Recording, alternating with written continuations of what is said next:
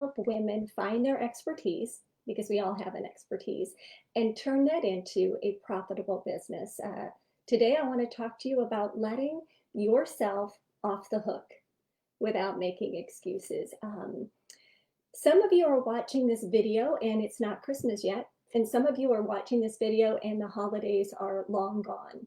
Regardless, this is a great video for any time, but the holidays, oh my goodness, there's nothing like the holidays for us to come down hard on ourselves. We mentally beat ourselves up by asking ourselves questions like, did I bake enough? Did I buy enough? Did I decorate enough? Did I spread glad tidings of cheer enough? I mean, the holidays especially, we can be so hard on ourselves. So self-criticism, self-chastisement, self-reproach. I was an expert. I was the queen of all of those things for years and years and years. I'd focus so much on what I didn't do or how I had dropped the ball that I would miss the joy within the occasion or the event or something. We set ourselves up so often for impossible standards when we compare ourselves to others, or when we compare ourselves to some ideal that we have, and we judge ourselves and we beat ourselves up both verbally and mentally, and then we come up short. So there's a difference between letting yourself off the hook and making excuses. Now, letting yourself off the hook is simply you recognizing that you are focusing on mistakes or a single mistake, and you are aware of how unreasonable mentally and emotionally it's been a strain on you, that you're putting yourself up to something that you can't reach, and it's really just giving yourself permission to give yourself a break. That is letting yourself off the hook. You recognize it's unreasonable. Now, excuses, on the other hand, is an explanation that you and I might give for something that went wrong. The dog ate my homework. That's an easy one. Or I was too tired, or I was too busy, or I was too something. And you know it's just not true.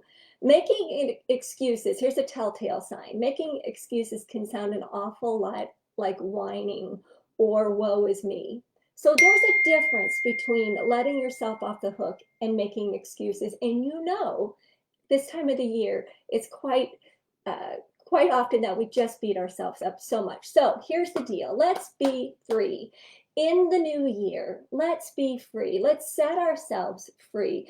Free from the need to perform, the need for validation, the need to please, um, the need to measure up, the need to be perfect, the need to compare. We're always looking to the right or to the left. In the new year, let's stop thinking that we're not enough, that we didn't do enough. It is okay for you to be right where you are. Give yourself permission to be right where you are. You're perfectly imperfect like the rest of us. You are under construction like the rest of us, and you are a work in progress like the rest of us. So let's do this. Let's change our perspective and those impossible standards. Let's stop comparing. Let's give ourselves unlimited grace. Let's know that we are doing the best that we can. Let's recognize that we are at a different stage than a lot of people. We're at an individual stage, just like you are, just like I am. It's all different.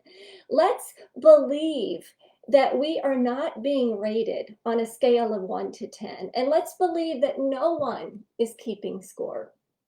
So here are 3 things that you and I can do to help ourselves by letting ourselves off the hook. The first one is to begin writing things down. Be kinder and gentler to yourself by writing things down that you're holding yourself hostage to. I didn't bake enough. I didn't buy enough. I didn't decorate enough. I'm not a good enough mom. I'm not this, that. Write those things down.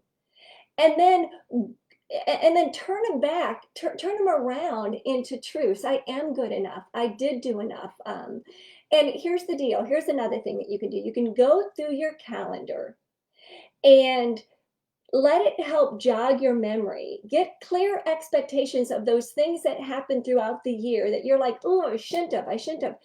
And now that you recognize them, really turn them around and say, that's a lie. That's not true. I'm a work in progress. I'm doing the best that I can. The second thing that you can do is to create an evidence file. I've done blogs and videos about this, but you've done incredible things in your life. You really, really have.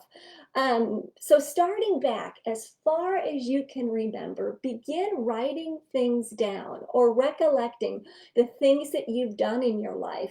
That is an evidence of really how great you are. You're not perfect, but you've done some great things. You graduated from high school, you graduated from college, you got your first job, you got a raise, you bought a house, you paid off your car, you had children, you whatever, but you've done some really great things. So create an evidence file. And the last thing you can do, and it's so, so important, is to be your own best friend. I know that sounds cheesy, but it's true.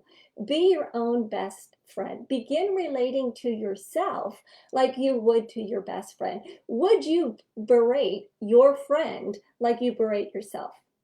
Would you pick your friend apart and find fault after fault with them like you do yourself? I doubt it. All right, so friend, when you are hard on yourself, you're not fully living and fully living in freedom. Neither am I. So we need to have grace for ourselves. No one is perfect. We're right where we should be. We're a work in progress.